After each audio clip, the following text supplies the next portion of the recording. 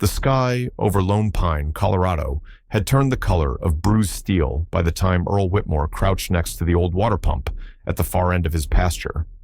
The air smelled of rain-soaked sagebrush and distant lightning.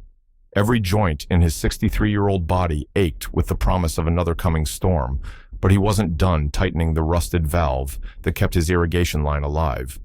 The land, like the man who worked it, had grown stubborn with age.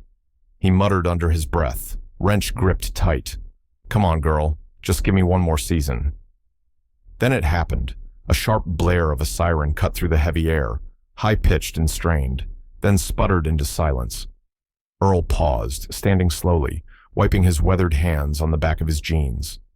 The noise had come from the gravel road that bordered his ranch, County Road 12, a path more dust than pavement. It was too early and too stormy for anything routine. Earl grabbed his oil-stained raincoat from the fence post and jogged toward the road, boots squelching in the rising mud. As he crested the last ridge, the scene below came into view like a surreal painting. A white ambulance, hazard lights blinking in a frantic rhythm, sat sideways across the narrow road. The vehicle had died less than 20 feet from Earl's fence line, its hood raised like a white flag. Rain pelted the roof in sheets. A paramedic banged both fists against the steering wheel in frustration. Another paramedic, a younger woman, was on the radio, her voice rising above the static. "Dispatch, we're dead in the water. Still no engine power. We've got a code red. Repeat, code red. Patient is crashing." Earl didn't wait to be asked. He pulled open the gate and strode toward the stalled vehicle, rain stinging his face. A third figure, the driver, stepped out to intercept him. "Sir, this area is restricted," the man shouted, hand raised. "I'm not here to gawk," Earl replied. "I used to be a field mechanic for the Army. Let me take a look." The paramedic hesitated, sizing him up. Gray hair soaked, hands black with years of grease and labor. But there was a calm in Earl's voice, a gravity that cut through panic. The man stepped aside. "Engine just died in the middle of the turn," he said quickly. "No power. No throttle." Electronics went dark. Earl stepped up to the hood, squinting at the engine through the sheets of rain. One glance told him this was no ordinary ambulance. This was a modified hybrid electric unit, state-of-the-art, too smart for its own good. "Batteries blinking, but not switching over," he muttered. "That's your inverter. Might have shorted in the storm." Inside the ambulance, the younger paramedic, a woman with tear tracks down her cheeks, called out, "She's going into VFib. We need to move now." Earl didn't ask questions. He knelt beside the van, dug into the side compartment with practiced instinct, and yanked open the emergency override panel. His fingers moved fast, too fast for a man his age, rewiring the fuse loop, bypassing a melted relay, and stripping a line of corrosion off the contact points. Behind him, the patient's monitor let out a long, flat tone. "Clear," the medic inside shouted. Earl growled low in his throat. "No time." He reached into his coat pocket, pulled out a length of copper wire, and jerry-rigged a makeshift ground connection between the ignition and the auxiliary battery. Sparks flew. "Try it now." The driver jumped in and hit the switch. For a beat, nothing. Then the engine roared to life like a bear pulled from hibernation. The interior lights flickered on. The siren let out a brief whine before the medic shut it off. Inside, the flatline stopped.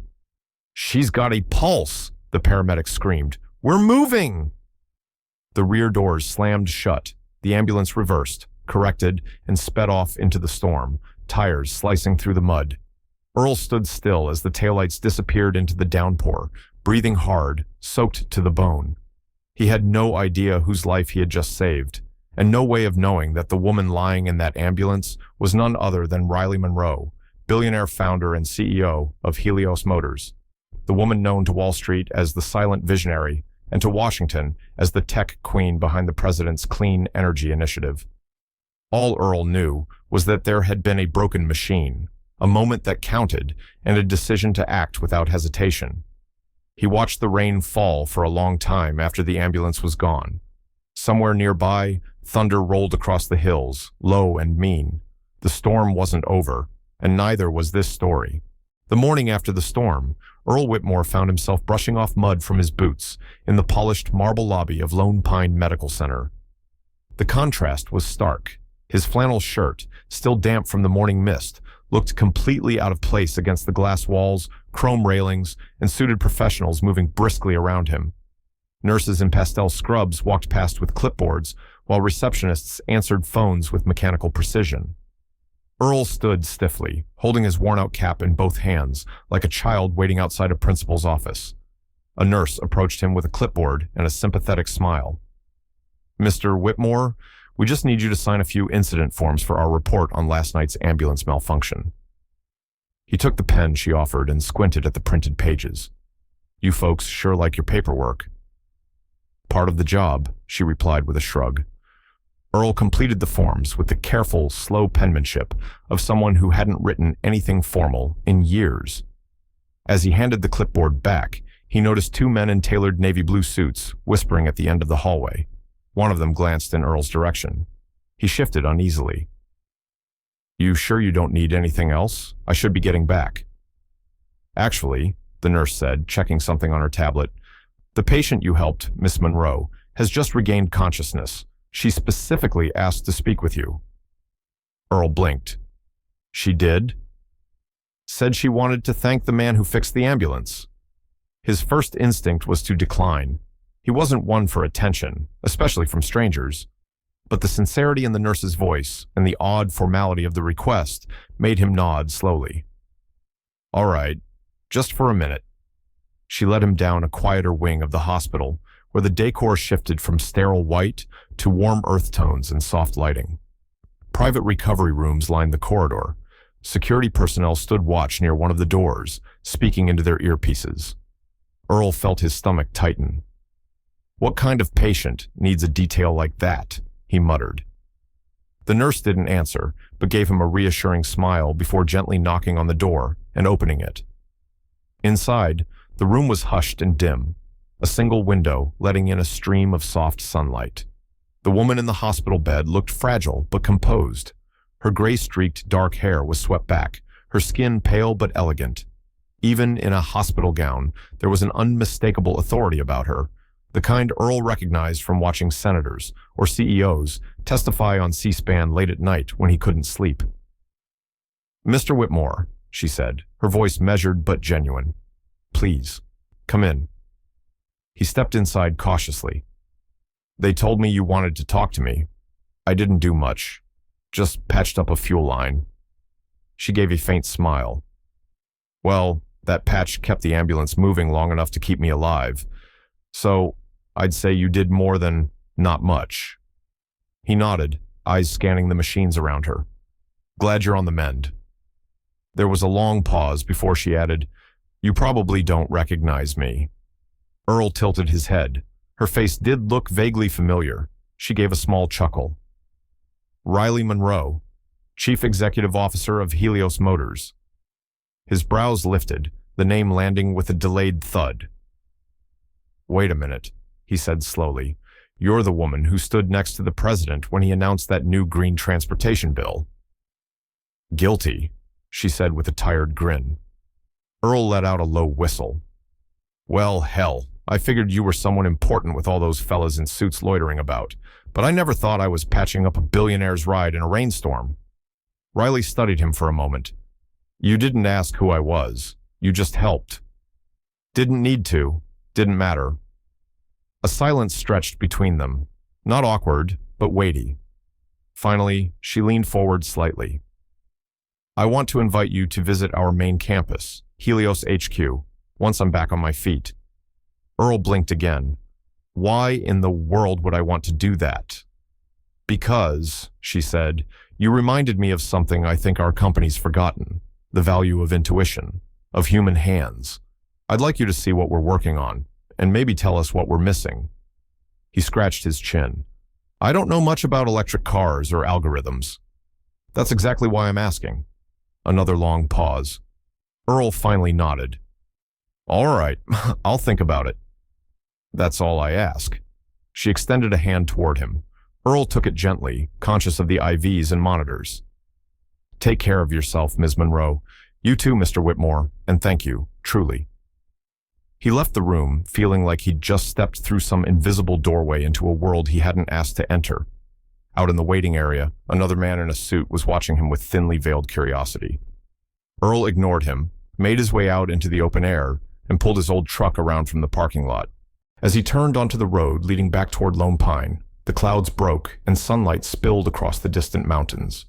He squinted at the horizon, muttering to himself, Riley Monroe, of all the folks in the world. And somewhere in the back of his mind, curiosity stirred. The letter sat on Earl Whitmore's kitchen table for a full day before he opened it. It wasn't that he didn't know what it said. Rebecca Winters had already called and explained everything in her crisp, courteous voice. Still, something about the Helios Motors logo embossed in gold at the top of the envelope made him hesitate. The kind of hesitation born not from fear, but from a life spent far from boardrooms and chrome towers. Earl sipped his lukewarm coffee, staring at the letter like it might catch fire. Lila, barefoot and still in her pajamas, padded into the room with a bowl of cereal in one hand and her sketchbook in the other. "You gonna open it?" she asked around a mouthful of cornflakes, eyes flicking between him and the envelope. "I already know what it says," Earl muttered. "Doesn't mean you know what it means," she said simply, dropping into her chair.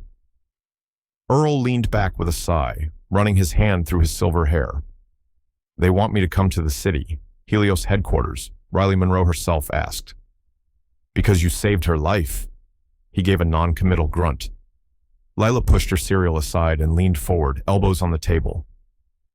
"You told me once that the hardest part of being a soldier wasn't surviving. It was figuring out what to do with the time after. What if this is the next thing, Grandpa?" Earl looked at her for a long moment. She had her mother's eyes, sharp, wide, and filled with a kind of knowing beyond her years. She'd lost too much too young, and yet here she was, nudging him towards something bigger than either of them had expected. By noon, the letter was open, and by Wednesday, Earl was driving into the city. The Helios Motors campus in Denver looked more like a tech utopia than a car company.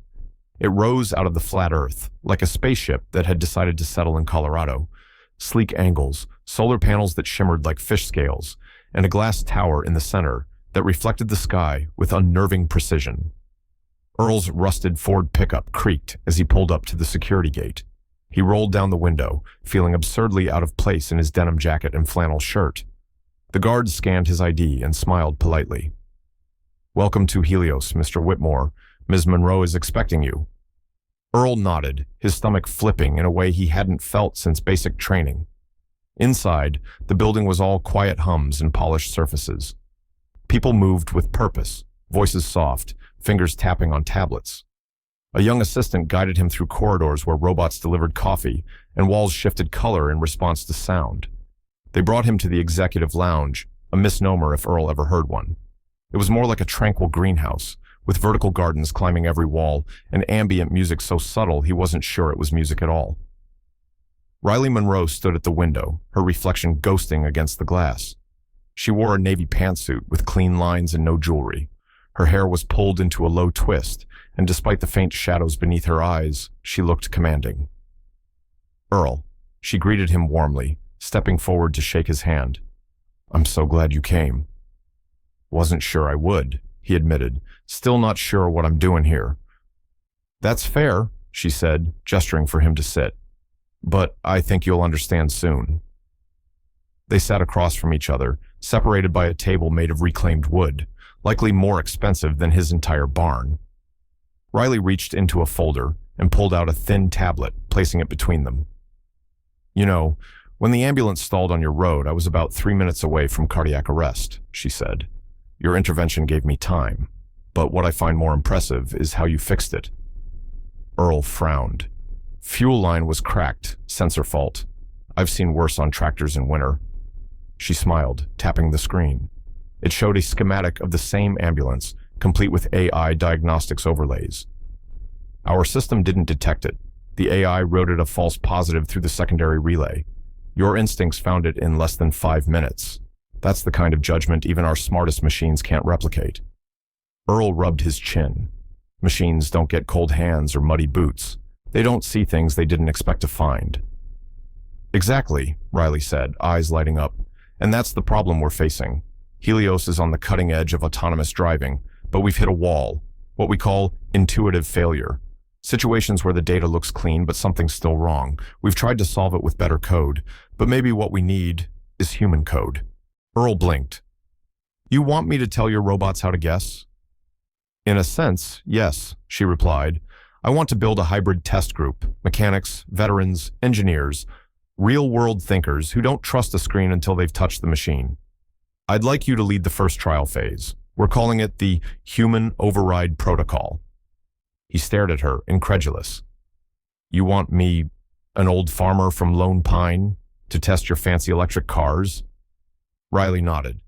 I want someone who knows what it feels like when a system's off, even if it says it's fine. Someone who knows that machines are never smarter than the people who build them, only faster. Earl sat back, crossing his arms. You could get someone younger, someone with a degree. We already have 1,000 of those, she said softly. We don't have you. Silence settled over the room.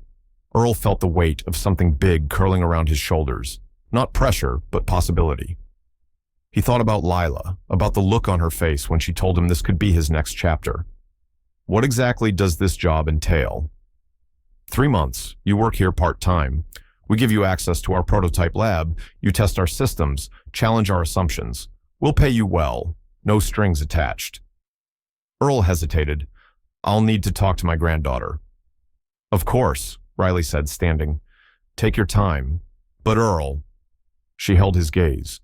You didn't just save my life. You might help us save thousands more. Don't underestimate what you already know. Earl nodded slowly, rising from his chair. You've got a silver tongue, Ms. Monroe. I just know when to listen, she said. As he walked back through the marble halls of Helios Motors, his boots echoing against the polished floors, Earl felt the tug of something unfamiliar. Not fear, not pride, but a quiet, growing sense that maybe, just maybe, his time to build something bigger wasn't behind him. It might just be starting. The drive back to Lone Pine was long and quiet. Earl kept both hands on the steering wheel, but his thoughts were scattered. The visit to Helios headquarters had stirred something in him, a mixture of awe, skepticism, and a strange sense of purpose he hadn't felt in years. The sprawling glass and steel buildings, the automated labs, the engineers who spoke in acronyms and code. It was a different world, a fast one. But beneath all that polish, Riley Monroe had looked him straight in the eye and said, "What you did can't be programmed." He wasn't used to being needed by people like her. Back at the farm, the familiar creak of the front gate and the dusty scent of hay greeted him like an old friend. Lila came running out of the house, her boots thudding against the wooden porch. How was it? She asked, eyes wide. Earl hesitated, rubbing the back of his neck. It was different. Big city, different. But she made an offer. Wants me to work with her people. Lila blinked. Like, in the city? No, here. Said I could test out some ideas. Run some diagnostics the old-fashioned way. Lila lit up. That's so cool. Are you going to do it? He looked past her to the barn, then to the pickup truck parked near the tool shed. I think I already am. The next morning, Earl rolled up his sleeves and pulled the dusty tarp off his old 1984 Chevy Silverado. The paint was peeling. The engine hadn't turned over in months, but it was a machine he understood better than his own heartbeat. He popped the hood and took a long look. All right, old girl, let's see if we can still teach these new kids a lesson. He began replacing spark plugs, checking fluid lines, and tweaking the carburetor by feel alone. But this time, he had a purpose beyond mere restoration. He wanted to recreate the electrical stress conditions that the Helios models had failed to handle: weather-based signal interference, temperature-triggered sensor lag, and mechanical overrides. Using a basic voltmeter, a repurposed tractor battery, and some scavenged relays, Earl built a crude simulation rig that mimicked signal interruptions from faulty sensors. Within days, he had the Silverado responding like a confused electric car, overcompensating steering, late braking, delayed throttle. It's like it doesn't know whether it's a car or a confused laptop, he muttered. Lila began following him everywhere with a composition notebook. Okay, so when you reversed the polarity on that relay, what happened again? The throttle lagged by half a second. Just enough to feel unnatural, but not enough to trigger a fault code. She scribbled it down carefully, tongue poking from the corner of her mouth. This is better than science class. Earl smiled. Don't tell your teacher I said that. 3 days later, a black SUV with Helios logos pulled into the driveway. 2 men stepped out, one in a windbreaker, the other in a blazer that clearly didn't belong on a dirt road. Earl was under the Silverado, ratcheting something into place. "Mr. Whitmore?" one of them called. He slid out on a creeper, covered in grease. "Yup, you must be the suits." "We're engineers," said the man in the windbreaker, grinning. "Sent by Ms. Monroe. I'm Travis. This is Alan. She said you'd be running some unsanctioned trials?" Earl chuckled. "That's one way to put it. You boys bring notebooks?" "We brought tablets," Alan said, lifting a sleek screen. "Well, don't get them too close to the livestock." For the next few hours, they watched as Earl walked them through his setup. At first, they seemed amused by the simplicity of it all, but their expressions quickly changed as they saw the results.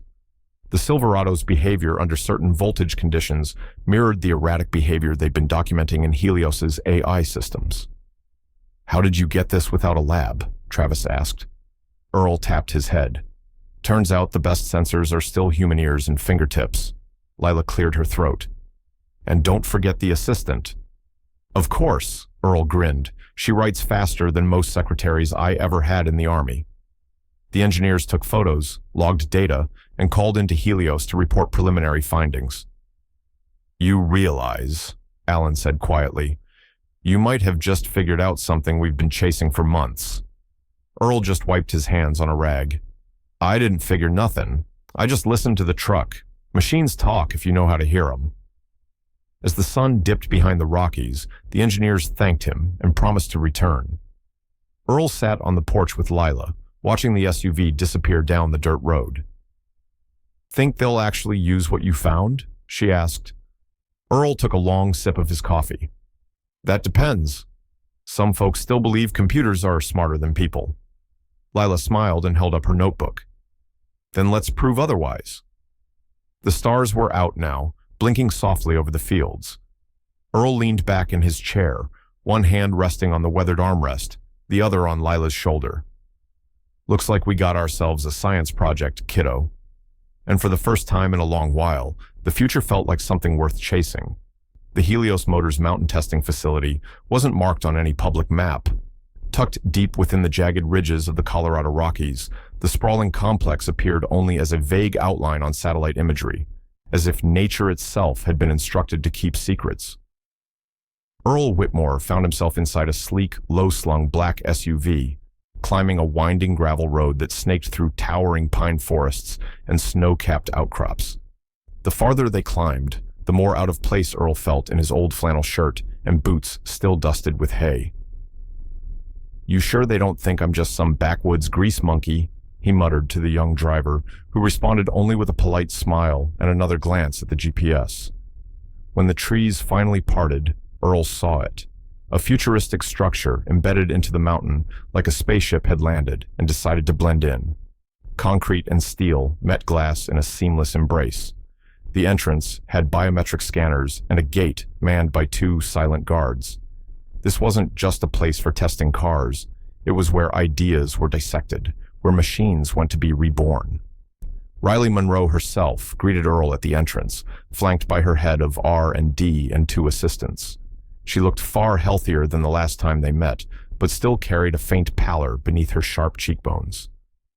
"Welcome to the ice lab," she said, "where Helios goes to freeze its assumptions." Earl chuckled. "I like that. Got a ring to it." Inside, the facility hummed with life.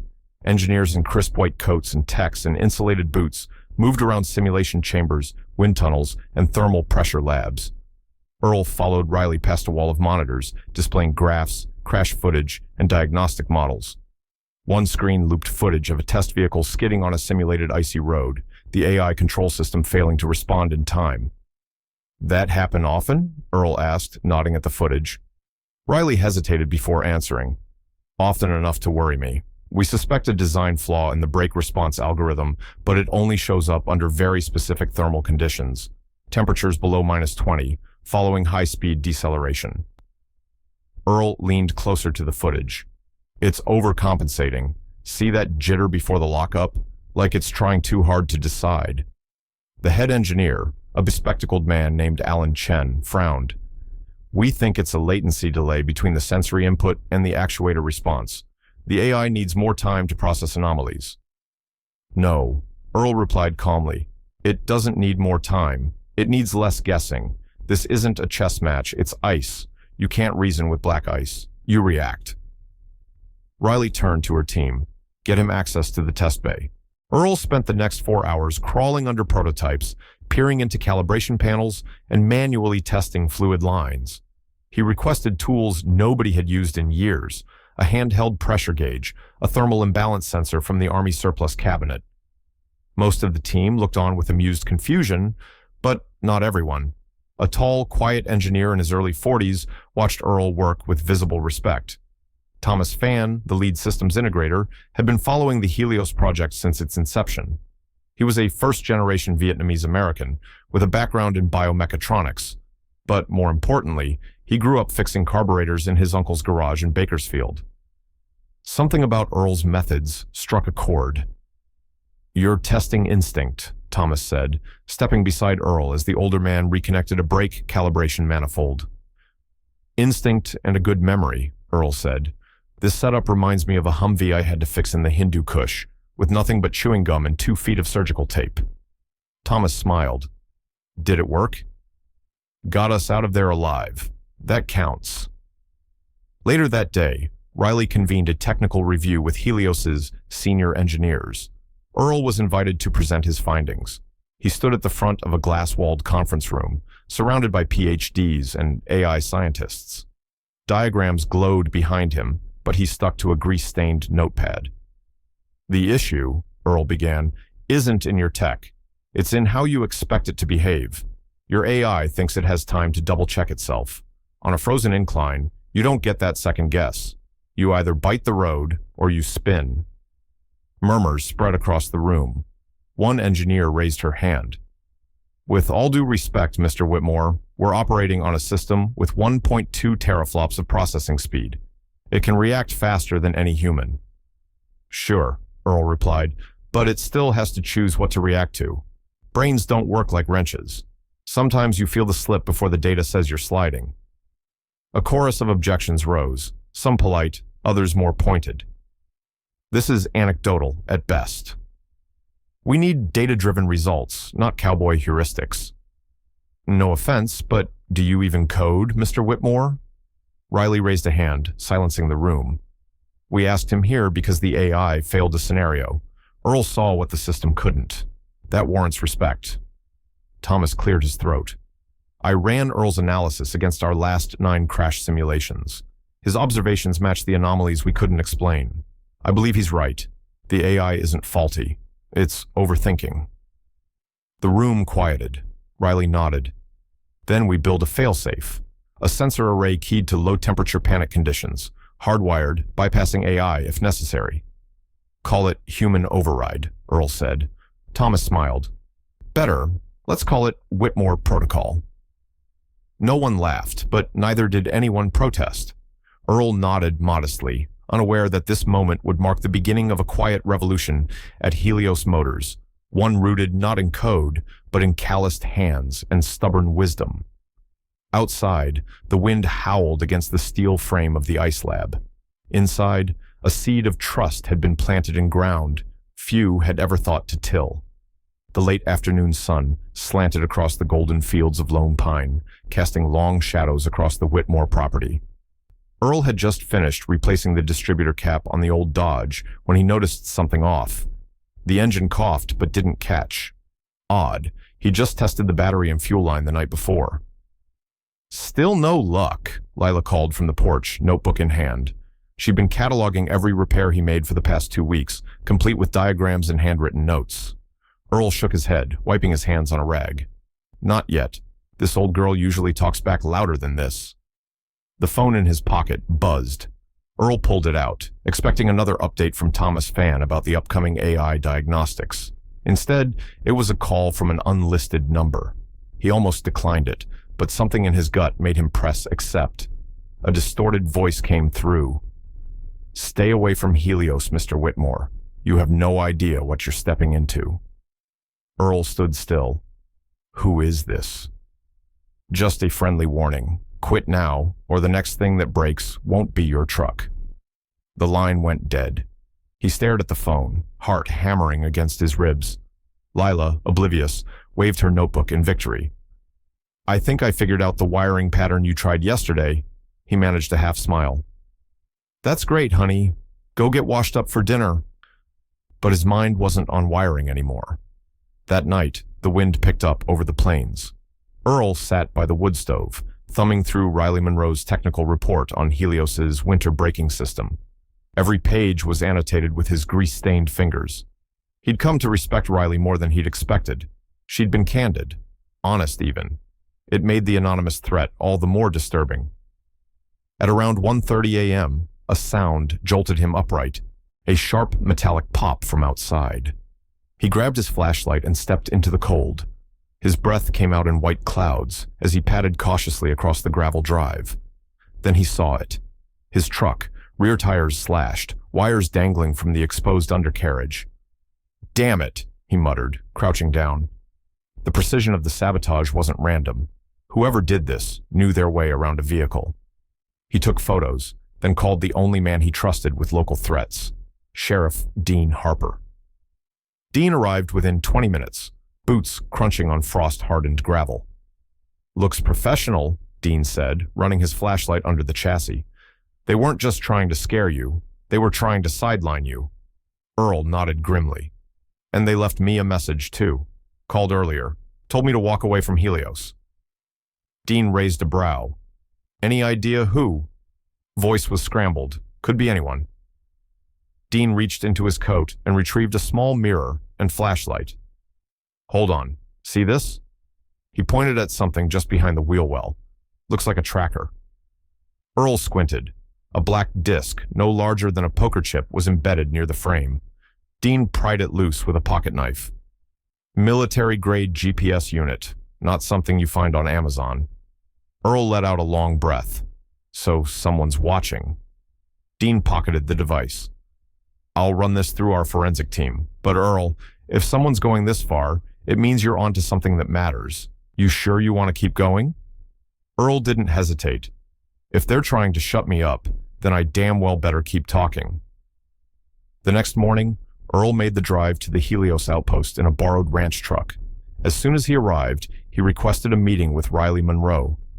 She greeted him in a private conference room, her demeanor sharp as ever, but with concern flickering in her gaze. "You look like hell, Earl. What happened?" He handed her the photos. "Someone sabotaged my truck last night, left a GPS tracker, and I got a warning call. Someone doesn't want me working with you." Riley read the room instantly. She turned to Caleb Ortiz, who had been standing near the door like a statue. "Run a sweep on every internal security protocol. I want to know who has access to tracking equipment and who had eyes on Earl's property.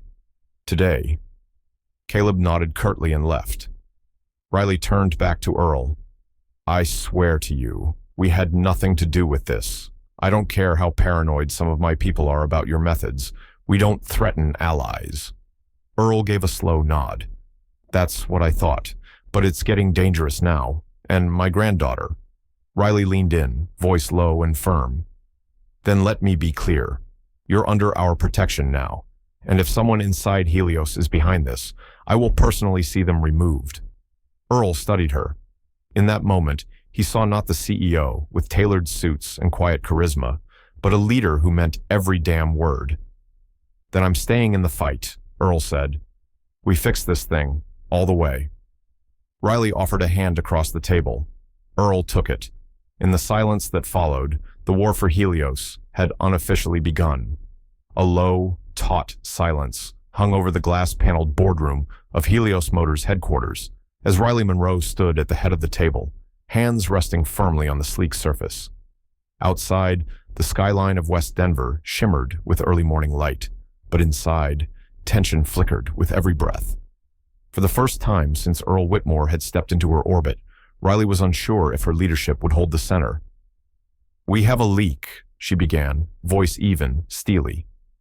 "Internal test data on the brake systems has been accessed outside protocol. Security is running a full audit, but that's not what today is about." Around the table sat engineers, legal advisors, and key department heads.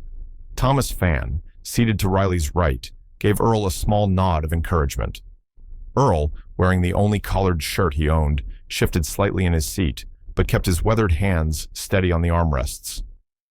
"This meeting is about the next step," Riley continued, "about whether Helios will move forward on the principles of safe innovation or let legacy, ego, and fear keep us static." Murmurs ran across the room. Caleb Ortiz, head of security, sat motionless in the back, eyes scanning every micro-reaction. Earl could feel the skepticism even before the shareholder representative opened his mouth. "Forgive me, Ms. Monroe," said Alan Dorsey, one of Helios's major private investors, his expensive cufflinks catching the light. "But you're asking us to reconsider our entire brake system strategy based on a hypothesis proposed by a retired farmer?" Several heads turned toward Earl. He felt the weight of those gazes, like rusted bolts tightening around his ribs. Thomas leaned forward. "Mr. Whitmore identified a mechanical vulnerability in cold climate braking that none of our simulations predicted. We duplicated the condition and confirmed it." Alan scoffed.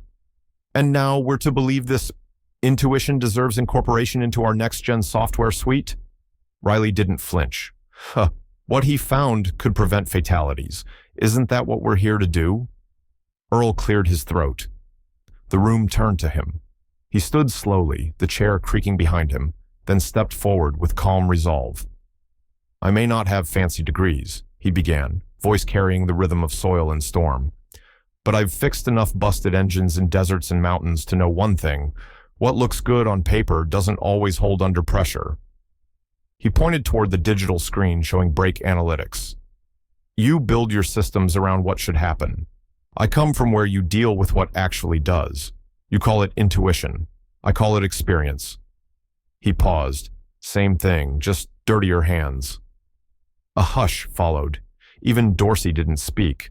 Earl's words didn't have the polish of a TED Talk, but they had gravity, the kind forged from decades of wrenching metal in the elements. Thomas tapped his tablet, pulling up a new schematic. "Using Mr. Whitmore's discovery, we recalibrated the adaptive brake modulation for sub-zero conditions. Early results show a 47% increase in response stability." Gasps rose from the engineering side of the table. "We thought we understood the thermal expansion variables," whispered Maya Kwan, lead software architect. "We missed the microtorque shifts in cold-hardened rotors." "Because no one thought to feel for it," Thomas added. Riley stepped back into the center. "You all wanted an edge against competitors. Well, here it is, a system built not just on data, but on human insight." She looked around. "You want to be pioneers or parrots?" Dorsey scowled. "This company cannot pivot its future on the instincts of one man, no matter how noble the story." Earl didn't blink. "Then don't do it for me. Do it for the drivers out there with kids in the back seat." A heavy pause, then quiet clapping from Thomas, followed by Maya, then a few more. It wasn't unanimous, far from it, but it was enough. Riley nodded once. "We're moving forward with a field-integrated trial of Earl's system. Those against it can submit their objections to the review board. Meeting adjourned." As the room emptied, the divide was clear, between those clinging to models and those willing to listen to the man who still smelled faintly of oil and pine. Back in the hallway, Thomas caught up with Earl. "You held your ground. That took guts." Earl gave a quiet shrug. "Sometimes doing what's right just means not backing down, even when your knees want to." Ahead, Riley walked alone, a storm clearly still brewing behind her eyes. And behind the glass walls of Helios, the company stood at a crossroads, half in the gleam of innovation, half stuck in the shadow of its own pride. It started with a note. Lila found it tucked between the pages of her math book just before second period. At first, she thought it was another doodle from her friend Ellie, but when she unfolded the slip of paper and read the jagged black letters, her blood ran cold.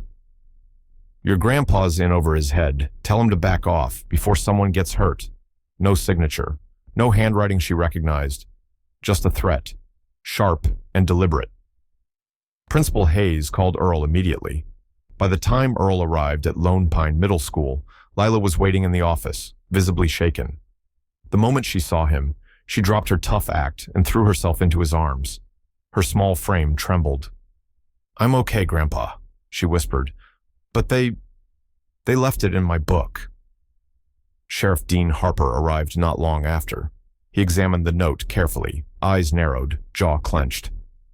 "This wasn't a prank," he said. "Someone wanted her scared."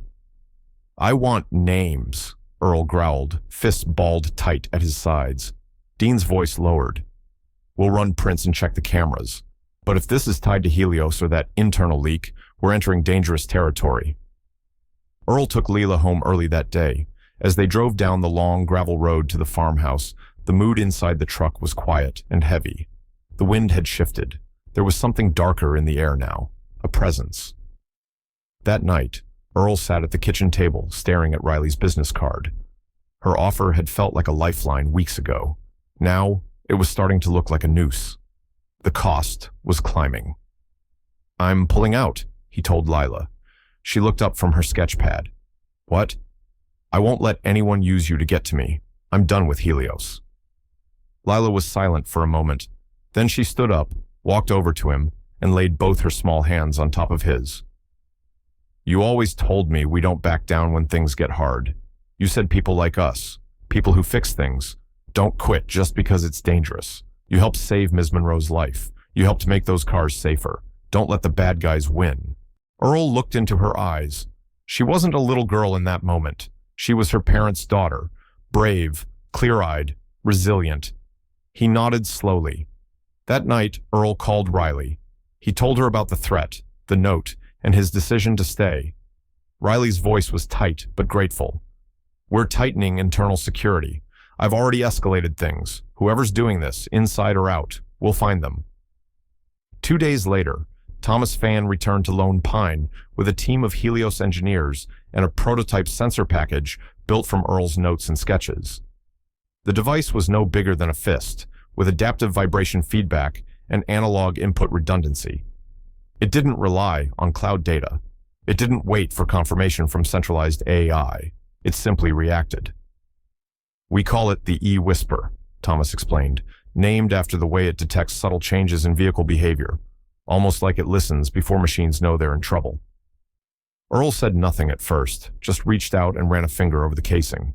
"Looks slick," he muttered, "but does it work?" "We're about to find out." Helios had rented a testing facility just outside Boulder, a former military driving course now used for off-grid simulation. With no media, no press, and only core members present, they rigged the E-Whisper into one of the SX models. Conditions were set: icy road simulation, sudden animal crossing, brake failure emulation.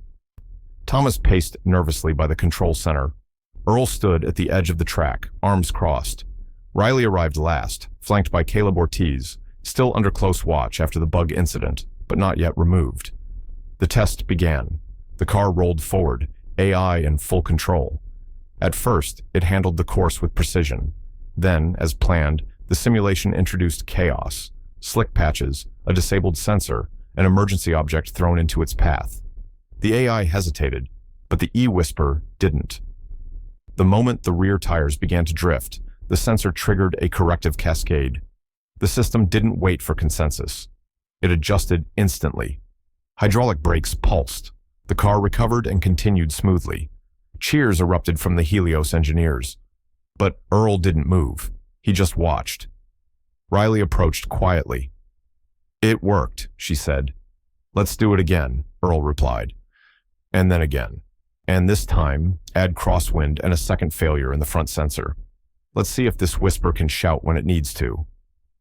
3 hours and 9 tests later, the E-Whisper had passed every scenario. That evening, back in Lone Pine, Earl sat on the porch. Lila curled up next to him with a blanket around her shoulders. "You made it better, Grandpa," she said softly. "You helped make something that listens." Earl looked at the stars. They were clearer tonight than usual. "Let's hope the world listens too," he said. Inside the farmhouse, the wind rattled a window, but the storm had passed. For now. The halls of the Rayburn House office building buzzed with low murmurs, camera shutters, and the occasional rustle of starched suits. For Earl Whitmore, standing at the entrance with Riley Monroe beside him, it felt like stepping into a world that had only ever existed on TV. "Ready?" Riley asked, smoothing the hem of her dark blazer, her face unreadable, but eyes sharp. "No," Earl said honestly, adjusting the collar of the only button-up shirt he owned that wasn't flannel. "But I reckon that hasn't stopped me before." Inside the hearing room, the press had already staked their claim. Flashes popped as soon as Earl entered. Seated behind the nameplates were the subcommittee members on transportation safety, a mix of skeptics, sympathizers, and opportunists. On the long desk in front of them, 2 name placards read, Ms. Riley Monroe, CEO, Helios Motors, and Mr. Earl Whitmore, Lone Pine, Colorado, civilian consultant. As they took their seats, murmurs turned to silence. The chairwoman of the committee, Congresswoman Elena Brooks from Oregon, adjusted her microphone and spoke into it with a clear, composed tone. "Good morning. We're here today to examine the future of autonomous vehicle safety protocols and, more urgently, to understand the human cost of technological oversight." All eyes turned to Riley first. She gave a crisp opening statement about innovation, ethics, and the balance of progress with precaution. Her words were measured, corporate yet sincere. But it was when Earl leaned toward his microphone that the atmosphere shifted. "I'm not an expert in code," he began slowly, his drawl unpolished, yet deliberate. "And I don't have a degree from MIT or Stanford. I'm a farmer. Been one most of my life. But one stormy night, a machine broke down at the end of my road, and there was someone inside who needed help. I didn't see a tech issue or patent problem. I saw a life." His words were simple, but they didn't need dressing up. In their rawness was power. Even the most seasoned politicians leaned forward. "I opened up the hood, found the problem, one any half-decent mechanic would catch by ear. A corroded relay, choked on cold. Took 5 minutes and a wrench. That ambulance started, and it got that woman, Ms. Monroe here, to the hospital just in time." He paused, letting the silence fill with weight. "I didn't know she was a billionaire, or a CEO, or whatever. I saw a person in trouble, and I fixed it because that's what you do when something's broken. But what stuck with me wasn't the rescue. It was what that machine didn't do. It didn't know something was wrong. All that software, all that AI, and not one of them could hear the sound of a dying engine. I could." Cameras clicked rapidly now. Even the staffers who'd been checking their phones were riveted. "I ain't here to bash technology. I like tech just fine when it works. But machines ain't got gut instinct. They can't feel a brake line tugging under cold.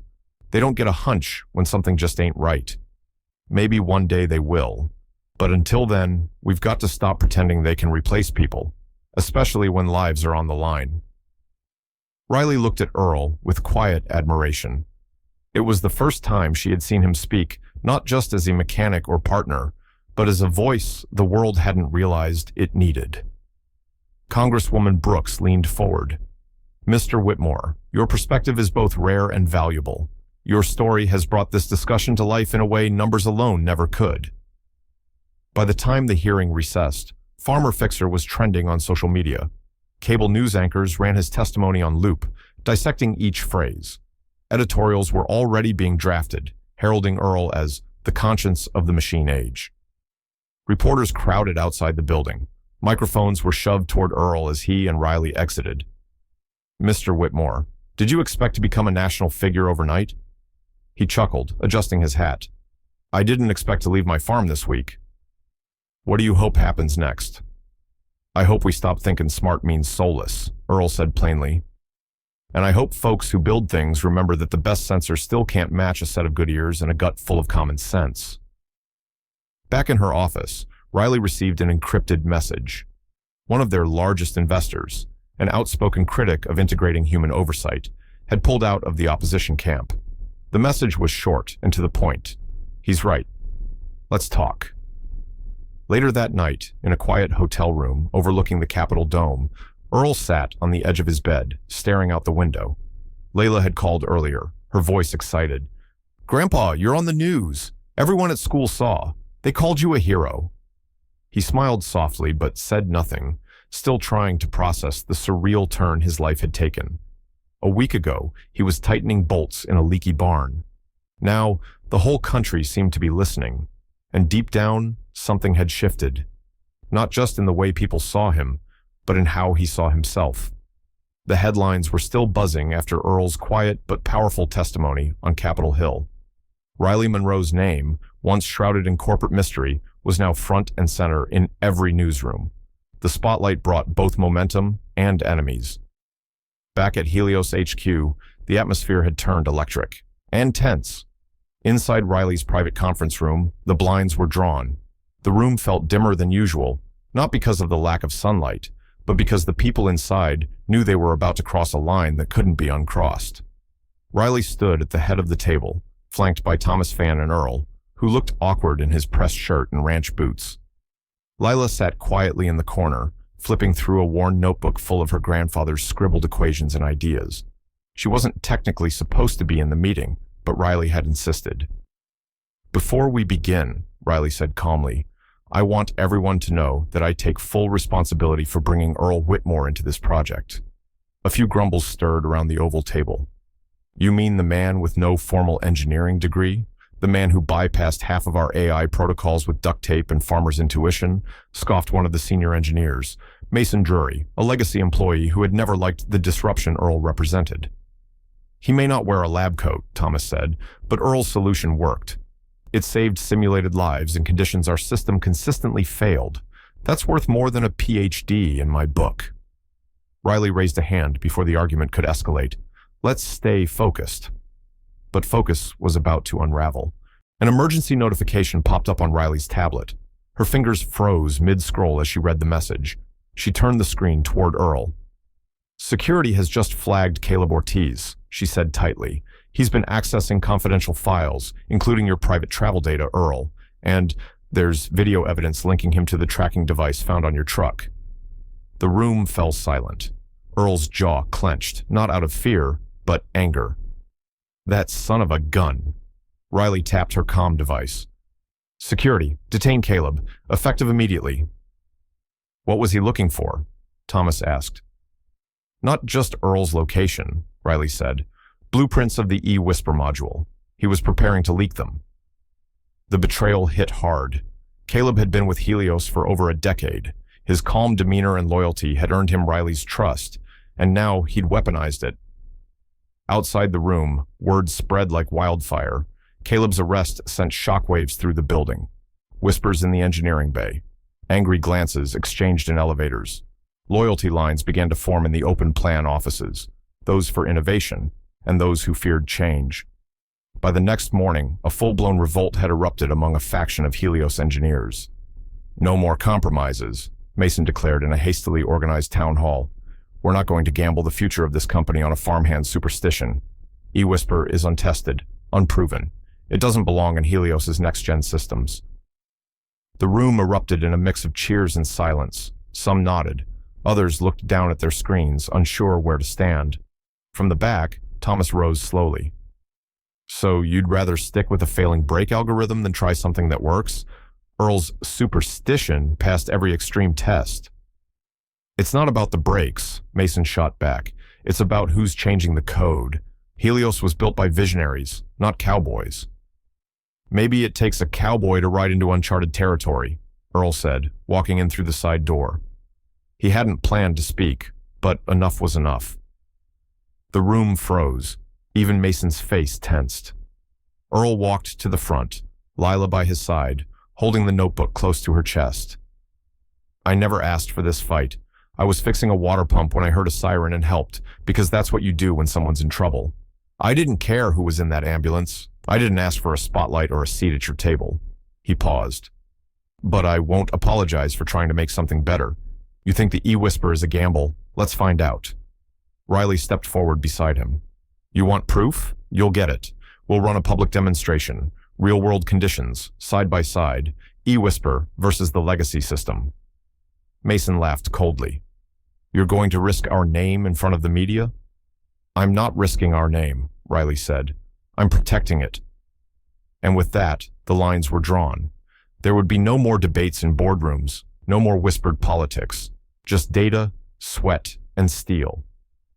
The next few days blurred into a whirlwind of preparation. A public site was chosen, a remote testing range outside of Lone Pine, nestled between two ridgelines. Media outlets were alerted, drones were deployed, safety crews readied ambulances and shut down airspace. Earl and Thomas worked in 12-hour shifts, fine-tuning the eWhispers interface. Lila shadowed them with a clipboard, catching every note, every bug, every breakthrough. Meanwhile, Riley stared down mounting pressure from Helios's board of directors, now fractured after the Caleb revelation. Investors panicked, stocks dipped, but she didn't blink. The morning of the event arrived with an eerie stillness. As the sun crested the ridgeline, a line of electric SUVs waited on the test track, half outfitted with the old system, half with the eWhisper. Earl stepped onto the tarmac, squinting into the golden light. Thomas handed him a pair of earmuffs and gave a tight nod. "You ready?" he asked. "Nope," Earl replied with a grin, "but we're doing it anyway." Back at HQ, the internal feed began streaming to every monitor. Employees, those loyal, those doubtful, and those still undecided, held their breath. Riley watched from the control room, jaw set, eyes locked. Because this wasn't just about cars anymore. It was about whose future was worth betting on, and whether a man with oil-stained hands and a stubborn heart could still shift the direction of an empire. The wind rolled softly through the open plains of Lone Pine as dawn broke over the distant ridgeline. The town's sleepy rhythm was unusually tense this morning. News vans lined the dirt road leading to Earl Whitmore's property. Their satellites pointed skyward like steel sunflowers. Crews bustled around makeshift tents, camera rigs, and wireless mic setups. Bright yellow banners fluttered in the early breeze bearing the Helios Motors logo, and just beneath it, a phrase in bold letters, "Live Field Test, Autonomous Emergency Safety." Earl stood near the edge of the gravel lot, arms folded, wearing his worn canvas jacket and a serious expression. His eyes scanned the makeshift track that had been set up over the past 2 days, a controlled but rugged simulation of some of the toughest road and weather conditions. Ice-slicked patches, potholes, gravel turns, sudden drop zones. This wasn't just about flash. This was about truth under pressure. Thomas Fan adjusted the collar of his engineer's vest beside Earl, triple-checking the diagnostic tablet in his hand. Telemetry's locked in, remote overrides disabled. eWhisper is the only active sensor suite. Earl gave a slow nod, still staring at the starting line. "She's ready. You sure the city boys double-checked the ice layer on Sector 4? Thomas smirked. "Twice, and I personally calibrated the infrared sensor's offset, just like you told me." "Good," Earl muttered, his voice as grounded as bedrock. "Then it ain't just the sensors being tested today, it's us." By mid-morning, spectators filled every inch of the viewing area. Local farmers stood shoulder to shoulder with journalists from tech outlets and even representatives from the Department of Transportation. Governor Evans had sent a delegation. Riley Monroe was already on site, standing in a crisp blazer with her signature calm, a pillar amid the media storm. She acknowledged Earl with a nod across the crowd. No speech, no ceremony, just business. A robotic voice crackled through the loudspeakers. Initiating autonomous vehicle test sequence. Phase 1, urban response conditions. The sleek silver Helios prototype, affectionately nicknamed Liberty One by Thomas and Lila, rolled forward without a driver, guided entirely by the system Earl helped craft. Cameras tracked every movement. A simulated jaywalker dummy appeared. The car stopped cleanly. Applause scattered through the crowd. Another obstacle emerged, a cardboard cyclist in poor visibility conditions. The car navigated around it with a 3-inch clearance. Phase 2 escalated the pressure. High-speed emergency braking. A series of orange pylons mimicked a highway bottleneck. The car surged forward, then abruptly braked, stopping inches from a foam barricade. Thomas let out a whistle beside Earl. "That's the cleanest deceleration curve we've had." eWhisper's pulse latency dropped to 2 milliseconds. Earl didn't answer. He watched with a measured calm, but Lila could see his hand twitch slightly by his thigh. She stood just behind him with a thick leather notebook clutched to her chest, her makeshift lab journal that had followed them from the barn to this moment. She'd sketched every sensor update, every test log, every instinctual tweak Earl had made. Then came Phase 3, the one everyone feared, the cold response module. The simulated snow section had been prepped overnight using industrial-grade refrigeration panels beneath the test track. Temperatures hovered at 22 degrees Fahrenheit, enough to freeze the artificial mist clinging to the road surface. The vehicle's previous software versions had failed this test, especially during braking and tight turns. Liberty One entered the icy zone. Halfway through the curve, a simulated deer bolted onto the track. The entire audience sucked in a breath. The car's wheels shifted their angle subtly. Micro-corrections fired from the new sensor rig, eWhisper, reading not just the AI's expectations, but the live pressure variances across each tire. The car glided around the dummy, with a surprising elegance, braked smoothly, and came to a full stop 5 feet from the exit barrier.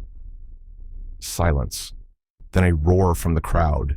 Earl exhaled for the first time in what felt like minutes. Riley made her way to the microphone stand positioned beside the track. Reporters surged forward. Cameras blinked like fireflies in a feeding frenzy. "I want to thank everyone who came today," Riley began, her voice clear and commanding. "This isn't just a victory for Helios. It's a milestone for autonomous safety. What you witnessed wasn't a marketing stunt. It was a partnership between human experience and technological potential. And starting today, the eWhisper system will be integrated into every Helios vehicle moving forward."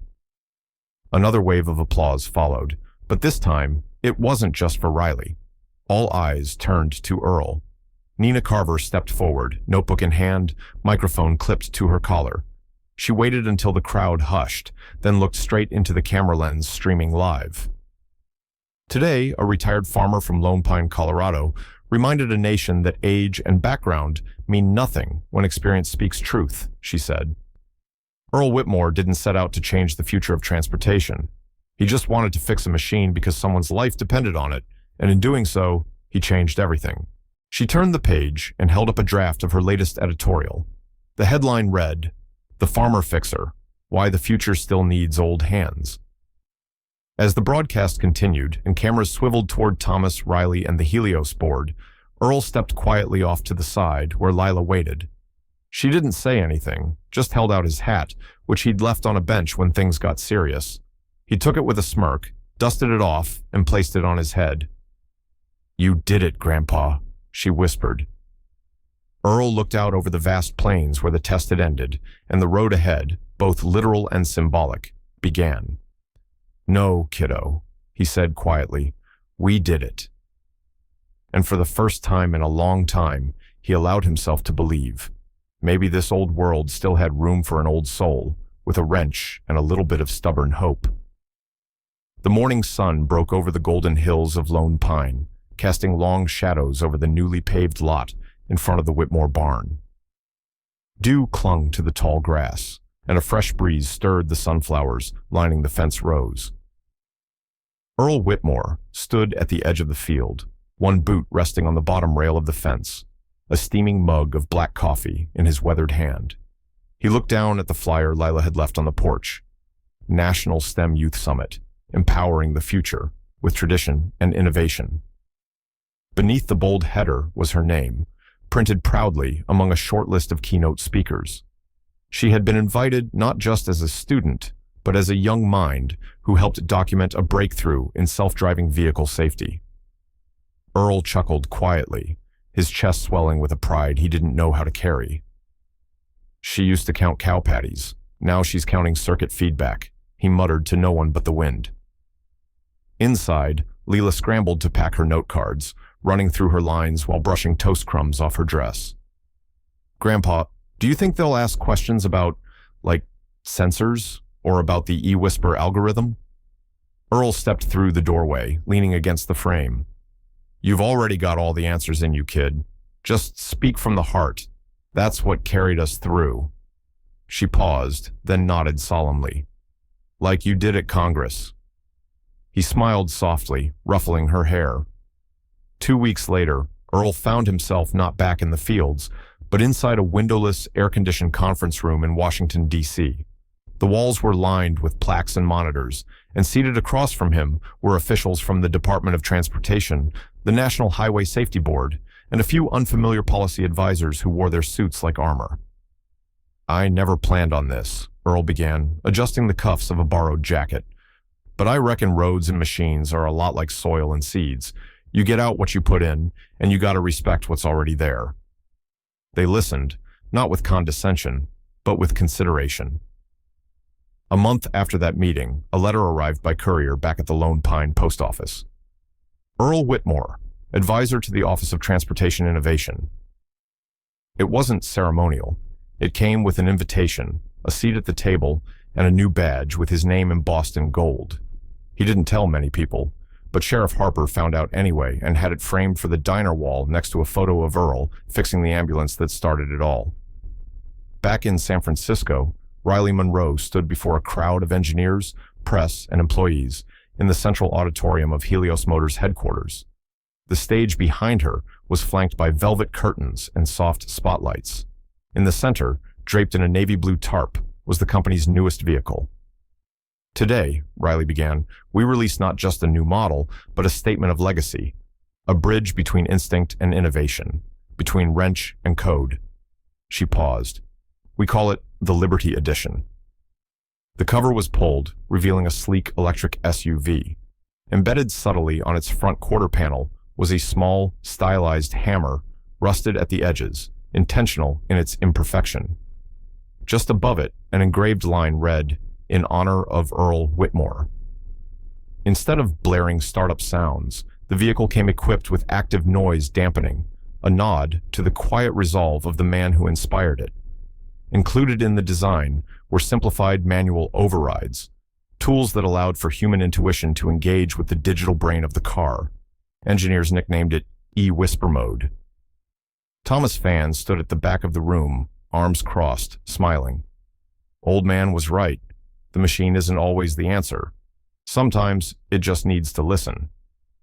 Helios also announced the launch of the Whitmore Foundation, dedicated to preserving traditional mechanical skills and blending them with modern engineering.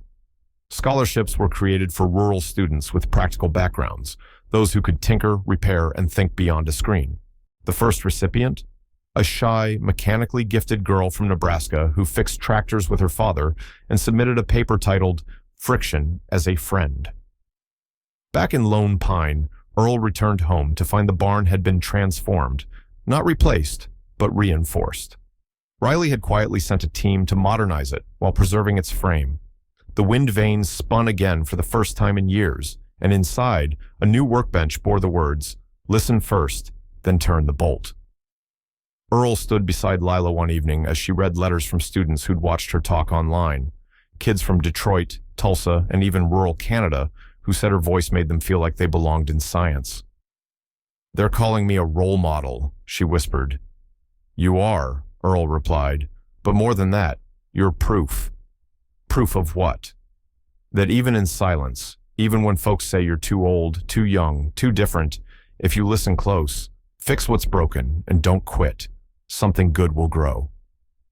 As twilight fell, Earl stepped into the field behind his house, planting the first seeds of spring. His fingers pressed into the soil, now softer from the winter thaw. He looked out across the land, then up at the stars beginning to shimmer above the Colorado sky. And for the first time in a long while, Earl Whitmore didn't worry about the future. He believed in it. Sometimes the world moves so fast, it forgets to look back at the hands that built it. But not today. Today, we saw what happens when quiet wisdom meets cutting-edge ambition. When a stubborn old farmer with calloused hands, a grease-stained notebook, and a heart full of grit stood toe-to-toe with billion-dollar algorithms and didn't flinch. Earl Whitmore never asked for the spotlight. He didn't have a resume, a LinkedIn profile, or a startup pitch deck. What he had was instinct, integrity, the kind of truth you can't manufacture in a lab or simulate in code. And because of that, a young girl got to tell her story to the world. A company changed its entire trajectory, and a nation started asking better questions about the machines we trust with our lives. Now it's your turn. If this story moved you, if Earl reminded you of someone in your life, your father, your grandfather, A neighbor who never gave up on a broken engine or a second chance? Leave us a comment. Tell us what you saw in Earl. We read every single one.